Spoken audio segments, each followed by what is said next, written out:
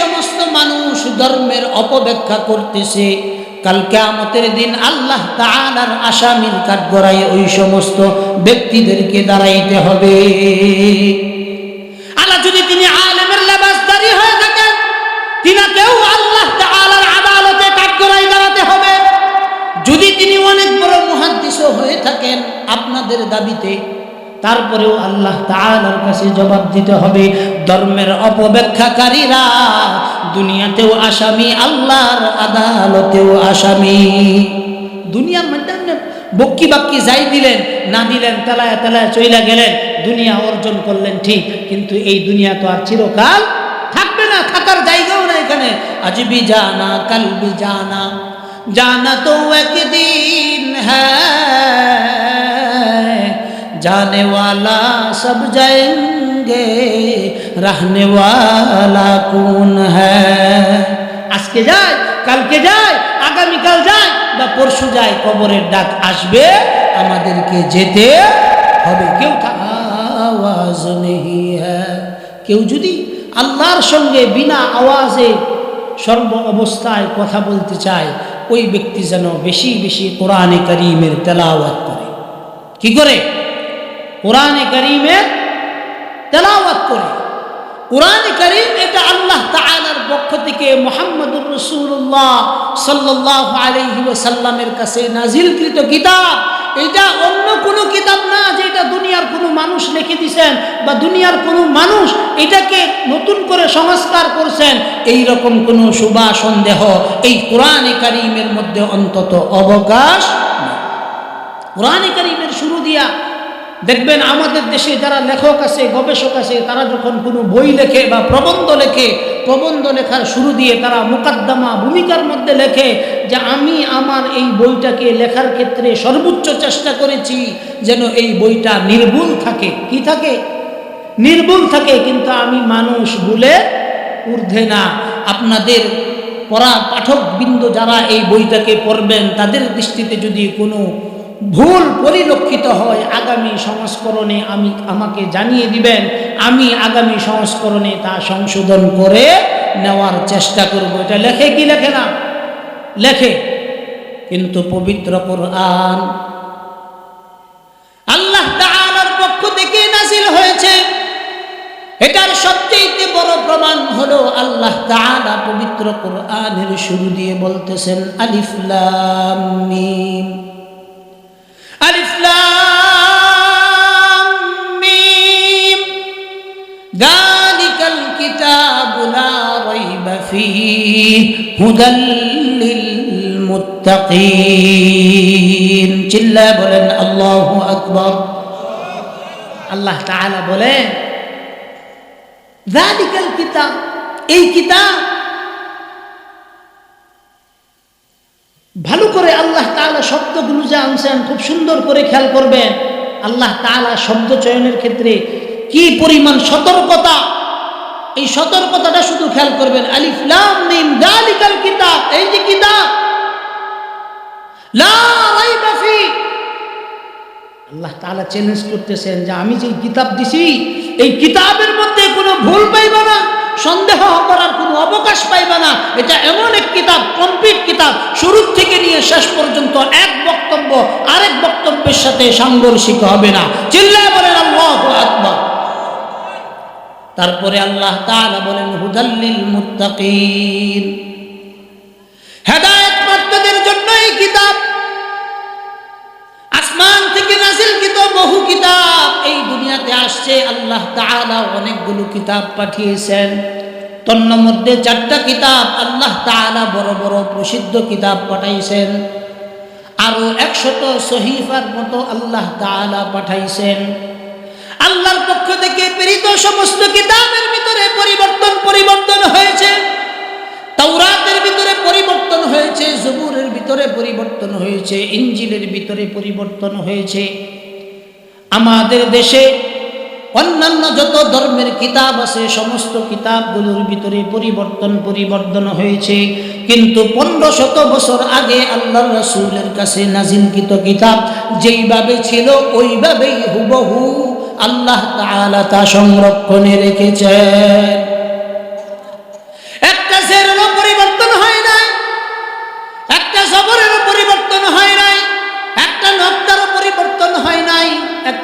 হরফের পরিবর্তন হবে তো দূরের কথা, এত সুন্দর একটা কমপ্লিট কিতাব পৃথিবীর ভিতরে আর কোনো কিতাব পাইবেন না। একমাত্র আমার রবের বাণী মহান কোরআন ছাড়া আর কোনো কিতাবের ভিতরে এত সৌন্দর্য পাবেন না। কোরআনে কারীম কি জন্য এত সৌন্দর্য? কারণ রবের কালাম যখন বান্দা উচ্চারণ করে, এই কালাম আল্লাহ তাআলা নিজে নাজিল করেছেন, যেইটুকুন প্রয়োজন সেইটুকুন নাজিল করেছেন, তার বান্দার প্রয়োজনে যতটুকুন প্রয়োজন ততটুকুন নাজিল করেছেন। কবি খুব সুন্দর করে বলেন, ইয়ে কালামে জিন্দা কুরআনে হাকিম হিকমতে উলা ইয়াজালাতু কাদিম। কবি খুব সুন্দর করে বলেন, ইয়ে কিতাবে জিন্দা কুরআনে হাকিম হিকমতে উলা ইয়াজালাতু কাদিম। আল্লাহ তাআলার পক্ষ থেকে এই কোরআন নাজিল হয়েছে, এটা আল্লাহ তাআলার জীবন্ত মুআজিজা। মুহাম্মদুর রাসূলুল্লাহ সাল্লাল্লাহু আলাইহি ওয়াসাল্লামকে যেই মুআজিজাগুলো আল্লাহ তাআলা দান করেছেন, কোরআনে কারীমের চাইতে উত্তম আর কোনো মুআজিজা দেওয়া হয় না। এই কোরআনে কারীমের একটা হরফ পড়লে আল্লাহ রাসূল বলেন একটা হরফ পড়লে 10টা নেকি হবে। কয়টা নেকি বলেন? 10টা নেকি হবে। তো এখন আমরা যেই সমস্ত বাজিরা কোরআন তেলাওয়াত পারি না, তারা যে কোরআন পড়ার সুযোগটুকুন আমরা পাইলাম না, এই হিসাবে কি আমাদের দিলের ভিতরে কোনো কষ্ট আছে? একটু মনটা খুললা কইন, হাসা কইন, মিশা কোয়ার দরকার নাই। কারণ আপনি মনে করেন দুনিয়ার ভিতরে আমার লোকে হয়তো বাউতাবাজি উত্তর দিয়েই দিলেন, কিন্তু 24 ঘন্টা সিসি ক্যামেরা দিয়ে যিনি মনিটরিং করতেছেন, দিলের অবস্থা কে জানেন? একটু জোরে বলেন, দিলের অবস্থা কে জানেন? আল্লাহ জানেন। এজন্য মিথ্যা বলা থেকে যথাসম্ভব নিজেকে বিরত রাখা। কোরআন আমরা যারা পড়তে পারি নাই, আমাদের দিলের ভিতরে যদি কষ্ট থাকে, বাদবাকি যতদিন আমি দুনিয়াতে বেঁচে থাকবো, শিখার জন্য যদি আগ্রহ থাকে, কথা দুইটা বলছি বাজান। 1 নাম্বার কথা, আমি শিখতে পারি নাই, এটা আমার দিলের ভিতরে কষ্ট। 2 নাম্বার কথা, আমি শিখতে পারি নাই ঠিক, কিন্তু আজকে উত্তর রংচাপড়া এই মাদ্রাসার মাহফিল থেকে আমি ওয়াদাবদ্ধ হয়েছি, আজকের দিন থেকে নিয়ে আমি প্রতিদিন একটা হরফ হলেও পড়ার চেষ্টা করব। কে কে আছেন একটু হাতটা উঠায় একটু দেখান, আল্লাহ দেখুক যে হ্যাঁ আমরা কোরআন শিখতে চাইতেছি। হাতটা নামান। কোরআন শিখলে লাভ না লস? লাভ যদি তাহে এটা শিখছেন না কেন? এটা প্রথম কথা। লাভ যদি তাহে শিখছেন না কেন? আচ্ছা আপনারা শিখছেন না, এটা ভালো কথা। একটু আতুডায় না গে যে আমি হুজুর শিখছি না ঠিক, কিন্তু আমার সন্তানদের শিখাইছি, এইরকম কি আছেন? একটু আতুডায়। মাশাআল্লাহ, 1 জন 2 জন 3 জন 4 জন 5 জন 6 জন আতনামায়। বাদ বাকি যারা হিয়াইছেন না তারা কি ফুলাফান টুলাফান হয়েছে না? ও কন্যা কেরে কথা কইতে হইব, হয়েছে না? হইলে কেন আপনি আপনার সন্তানকে কোরআন শিখাইলেন না?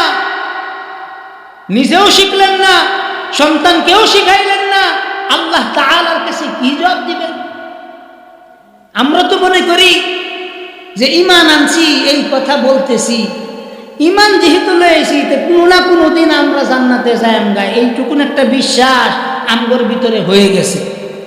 হিসাব কিতাব যে আরো কিছুর আছে, হিসাব কিতাব যে আমাদের আরো কিছুর আছে, এই চিন্তা মুমিনের ভিতরে নাই। যদি এই চিন্তাটুকুন থাকতো, নিজেও কিছু শিখার চেষ্টা করত, সন্তানকেও নেককার মানুষ বানানোর চেষ্টা করত। কথা ঠিক কি ঠিক না বলে? কিন্তু আমরা এগুলো করি না। কি জন্য করি না? আমরা মনে করি ঈমান আনছি, মাঝে মাঝে নামাজও যাই, শুক্রবার দিন জুমাও করি, কোনো না কোনোভাবে তো সার ফায়াম, আবার মাসে মাসে হুজুরের বেতন হয়ে যায়, ইত্যাদি চিন্তা নিয়ে আমরা খুব টেনশনে আছি যে আমরা ইনশাআল্লাহ সার পাওয়া যায়। সার বাজি এত সহজ না, যতটা আমরা ভাবি অত সহজ না। হিসাব দিতে হবে আল্লাহ তাআলার কাছে। এই বলা, এই সাউন্ড বক্সের ভলিউম কমাও, আমি চিল্লান দিলে তো পরে কানের ভর্তা টর্তা সব কাটবো।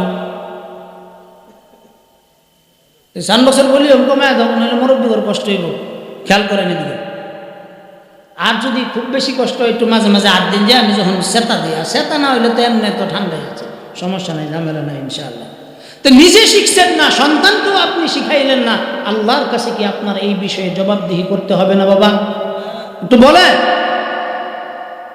আল্লাহ তাআলা কোরআনে কারীমে বলেন আলিফ লাম মিম আহাসিবান নাসু আন ইউতরাকু আন ইয়াকুলু আমান্না ওয়া হুম লা ইফতানুন। আল্লাহ তাআলা বলেন হাসিবান নাস, আল্লাহ বলেন মানুষ কি এটা মনে করছে আন ইউতরাকু আন ইয়াকুলু আমান্না ওয়া হুম লা ইফতানুন। আল্লাহ বলেন মানুষ কি এটা মনে করছে যে ঈমান আনছে এই কথাটা মুখ দিয়া স্বীকার করে নিলেই তাকে আমি ছেড়ে দিব? আল্লাহ বলেন তাকে আমি ছাড়ব না। ওয়ান্নাতে আল্লাহ তাআলা বলেন আফাহাসিবতুম আন্নামা খালাকনাকুম আবাথা ওয়া আন্নাকুম ইলাইনা লা তুরজাউন। চিল্লা বলেন আল্লাহু আকবার। আল্লাহ তাআলা বলেন মানুষকে এটা মনে করে তাকে আমি এমনি এমনি ছেড়ে দিব, কোনো কিছুর হিসাব দিতে হবে না। আল্লাহ বলেন না না না না না না না, এমনি এমনি কেউ একটা কদমও সামনে বাড়তে পারবা না। তোমার হায়াতের এই জিন্দেগি, 60 বছরের জিন্দেগি, 70 বছরের জিন্দেগি, 40-45 বছরের এই জিন্দেগি তুমি কিভাবে ব্যয় করেছো, সব কিছুর জবাব আমার কাছে দিতে হবে। জাররা জাররা পরিমাণ জবাব দেওয়ার পর তারপরে আল্লাহ তাআলা বলেন এগুলোর হিসাব দিয়ে তারপরেই তোমাকে কদম বাড়াইতে হবে।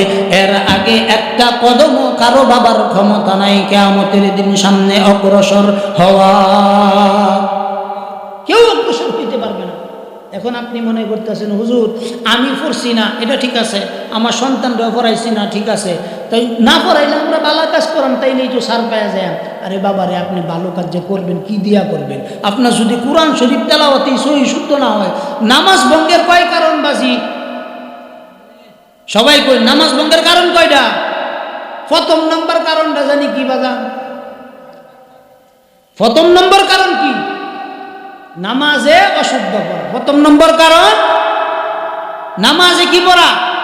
অশুদ্ধ করা। মাঝে মাঝে মসজিদে মুয়াজ্জিন সাহেব না থাকলে কেউ যদি কই যে আমি একটু একামতটা দিন চা দেখি যে ফাইজামা গরম না, শুধু হাত পাও সব কাঁপা শুরু করে, কেউ নামাজ পড়ুই না, আকামত দিতে সমস্যা কি? কি সুন্দর আশিরা দিতে হই না হুজুর, আমি কি বাসন করে কি সমস্যা কি? আপনি একামতের মধ্যে যে শব্দগুলো আছে এই শব্দগুলো কি নামাজের মধ্যে নাই বাজি? আছে না? তো এইখানে ওই নামাজের মধ্যে যদি আপনি আল্লাহ আল্লাহ সব হয়ে যাতে আমার সামনে একামত দিতে আপনার সমস্যা নাকি? আপনার সামনে বললে একটু সমস্যা, ভুল টুল যদি হয় আমি কই একামতের মধ্যে ভুল হইব এই জিনিস আপনি শরমাইতেছেন, আর আপনি যে আপনার 5 ওয়াক্ত নামাজ আপনি পড়লেন এই নামাজটুকুন হইতেছে কিনা এইটুকুন আপনার নিজের কাছে কখনো নিজেকে জিজ্ঞাসা করলেন না যে বা আরে আমি যে নামাজ পড়তেছি নামাজটা আমার পরিশুদ্ধ হইতেছে কিনা, ভালোভাবে আমি পড়তে পারতেছি কিনা? একজন ভালো আলেমকে, মসজিদের ইমামকে কোনোদিন কি কেউ জিজ্ঞাসা করছেন বাজি?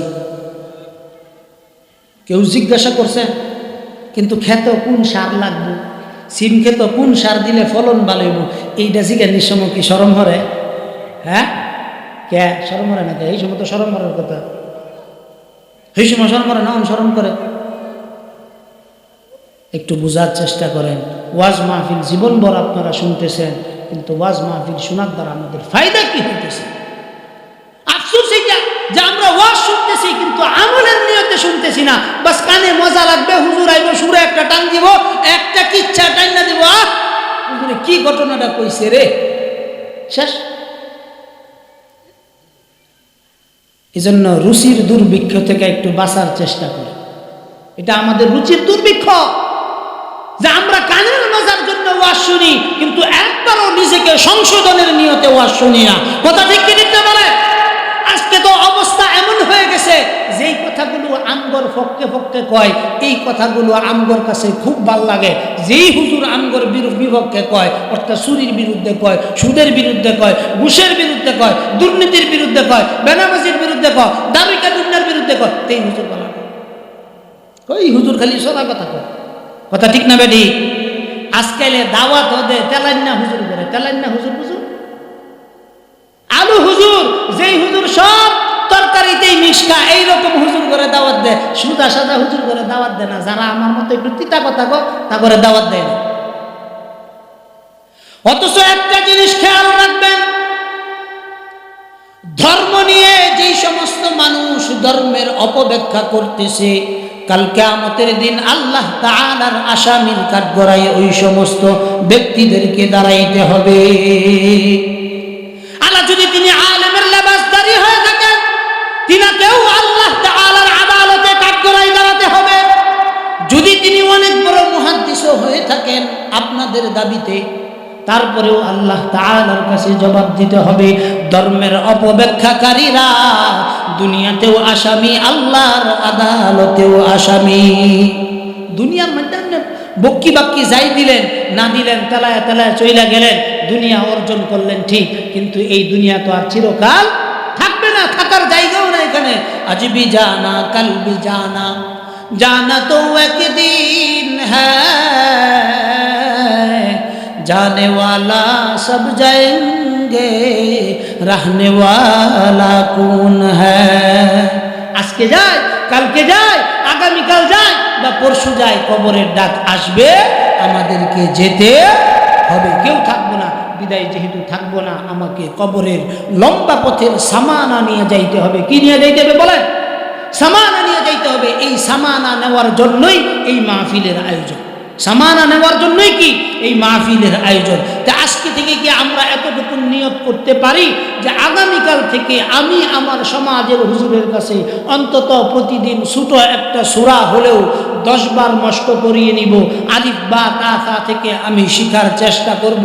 এই রকম কে কে আছেন যে হুজুর আজকের মাহফিল থেকে আমি ইনশাআল্লাহ নিয়ত করছি, এবং এই নিয়তটা পাক্কা করেন। যদি কেউ ছাত্র হওয়ার, তালেবুল ইলম হওয়ার নিয়ত করতে পারেন, এতটুকু নিশ্চিত থাকেন বুড়া চাচাদের জন্য এটা ফরজ। বলি কি জন্য ফরজ? কারণ আপনাদের বয়স হয়ে গেছে, কোন সময় আল্লাহ তাআলা ডাক মেরে ফেলেন এটা তো আমিও জানি না, আপনিও জানেন না। এর আগে যদি একজন তালেবে ইলম হইতে পারেন, অন্তত মৃত্যুর সময় আপনার তো কালিমা নসিব হবেই। ছাত্র হওয়ার কারণে আল্লাহ তাআলা আপনার মৃত্যুটাকে শাহাদাতের মৃত্যু হিসাবে গ্রহণ করে নেবেন। সুবহানাল্লাহ বলেন সুবহানাল্লাহ। এই জন্য আমরা একটু চেষ্টা করতে পারি যে আগামীকাল থেকে আমরা ইনশাআল্লাহ কোরআনে কারীম শিখার চেষ্টা করব। কে কে আছেন একটু হাতটা উঠায়া একটু আল্লাহর একটু দেখান যে আল্লাহ আমি চেষ্টা করতে চাই এবং আমি চেষ্টা করব, এই ওয়াদা করতেছি, আমাকে এই ওয়াদার উপরে ঠিক রাখেন। বলেন লিল্লাহি তাকবীর, সবাই বলেন লিল্লাহি তাকবীর। হাত নামান। আপনারা দেখি সব কিছু উল্লাহ পাল্লা। আমি কইছি লিল্লাহি তাকবীর, আপনারা তো আল্লাহু আকবার কইবেন। এত বছর ধরে আওয়াজ শুনছেন, লিল্লাহি তাকবীর কোয়ার পরে আল্লাহু আকবার কল লাগে, এটা তো বুঝুন লাগবে বাজি, কোন হানা কোনটা কল লাগবে এটা না বুঝলে তো ঝামেলা। তখন আমি লিল্লাহি তাকবীর বলি, আপনারা আল্লাহু আকবার কইন। আগে যেটা ভুল হয়ে গেছে এটা সংশোধন করে নেয় নাকি কই? লিল্লাহি তাকবীর, আর একটু জোরে কইলে ভালো হয়। লিল্লাহি তাকবীর। কোরআন সুন্নাহর আলো, আলেম উলামা যেখানে, সাহাবা বিদ্বেষ যেখানে, আমরা নাই সেখানে। পারবো তো ইনশাআল্লাহ? হাত নামান। ওইটা আমার আলোচ্য বিষয় না, আলোচনা হয়ে গেছে আলহামদুলিল্লাহ। আল্লাহ তাআলা যে কোনো কথা হকের বিপরীত যেই বাতিল আসবে, সেই বাতিলের বিরুদ্ধে আমরা সময়ে সময়ে তাদের কথা ইনশাআল্লাহ বলবো। আজকে যেহেতু আমি ফিকির করছি একটু কোরআনের শিক্ষা নিয়ে কিছু কথা বলা, আপনাদের সাথে একটু দ্বীনি মুযাকারা, এটা জরুরি। কারণ শিক্ষার যদি আগ্রহ আমাদের ভিতরে না থাকে, আগামী প্রজন্ম যদি ধর্মীয় শিক্ষায় শিক্ষিত না হয়, ধর্মের দিকে যদি আকৃষ্ট না হয়, এমন একটা যুব সমাজ আগামীতে আসতেছে যেই যুব সমাজ একটা দেশকে ধ্বংস করে দেওয়ার জন্য যথেষ্ট হবে। চিল্লায়া বলেন কথা ঠিক কি ঠিক না? এজন্য আমাদের আগামী সন্তানদেরকে তাদেরকে দিন শিখাইতে হবে, দিনের পথে ধাবিত করতে হবে, দিনকে বুঝাইতে হবে, দিনের পথে তাদেরকে পরিচালিত করতে হবে। যদি আমরা তাদেরকে দিনের পথে পরিচালিত করতে পারি, ইহকালেও আমাদের জীবন শান্তিতে চলবে, আখিরাতের জিন্দেগিও আমাদের জন্য সফল কাম হবে। চিল্লায় বলেন কথা ঠিক কি ঠিক না? বিসমিল্লাহির রহমানির রহিম। إنا عرضنا الأمانة على السماوات والأرض والجبال فأبين أن يحملنها وأشفقن منها وحملها الإنسان إنه كان ظلوما جهولا। মুসলমান বাবাজিরা আমার, আল্লাহ তাআলা বলেন, আমি এই কোরআনকে যখন নাজিল করতে চেয়েছিলাম, সর্বপ্রথম আমি এই কোরআনকে, আল্লাহ তাআলা বলেন, ইন্না আরাদনাল আমানাতা আলাস সামা, আমি এই কোরআনকে আমানত রাখতে চেয়েছিলাম আসমানের কাছে। আল্লাহ তাআলা বলেন, আসমানের কাছে যখন আমি আমানত রাখতে চেয়েছিলাম, আসমান যখন শুনলো তার উপরে এই কোরআনকে নাজিল করা হবে, আসমান এটা নিতে অস্বীকার করলো, বলল, আয় আল্লাহ, কোরআনে কারীমের মতো এত পবিত্র একটা কিতাবকে আমি আসমান আমার উপরে রাখতে পারবো না, তার ভার আমি সহ্য করতে পারবো না। আসমান অস্বীকৃতি জানাইল। আল্লাহ তাআলা বলেন, ইন্না আরাদনাল আমানাতা আলাস সামাওয়াতি ওয়াল আরদ। আল্লাহ তাআলা বলেন, আসমান যখন অস্বীকৃতি জানাইলো, আমি জমিনকে বললাম, জমিন তুমি আমার এই কোরআনে কারীমকে আঁকড়ায় ধরো, আমার এই কোরআনে কারীমকে গ্রহণ করো। জমিন বলল, আয় আল্লাহ, কোরআন এত ওজনের জিনিস, আপনার কথা, আপনার কালাম এত শক্ত জিনিস, আমি আমার জমিন আমি সহ্য করতে পারবো না। আল্লাহ তাআলাকে বলল, আয় আল্লাহ, আপনি আমার কাছে এই কোরআনকে দিয়েন না। আল্লাহ তাআলা বলেন, ওয়াল জিবাল। আল্লাহ তাআলা বলেন, আসমান যখন অস্বীকৃতি জানাইলো, জমিন যখন অস্বীকৃতি জানাইলো, আমি রব আদেশ করলাম পাহাড়কে, এই পাহাড় তুমি না ওই কোরআনের বার গ্রহণ করো। পাহাড় বলল, আয় আল্লাহ, আপনার কালাম, আপনার জবানের কালাম, এই কালাম তো আমার পক্ষে এই কালামের বার সহ্য করা সম্ভব না। আল্লাহ তাআলা বললেন, আসমান যখন অস্বীকৃতি জানাইলো, জমিন অস্বীকৃতি জানাইলো, পাহাড় যখন অস্বীকৃতি জানাইলো, আল্লাহ তাআলা বলেন, ওয়াল জিবাল ফাআবাইনা আন ইয়াহমিলনাহা ওয়া আশফাকনা মিনহা ওয়া হামালাহাল ইনসান।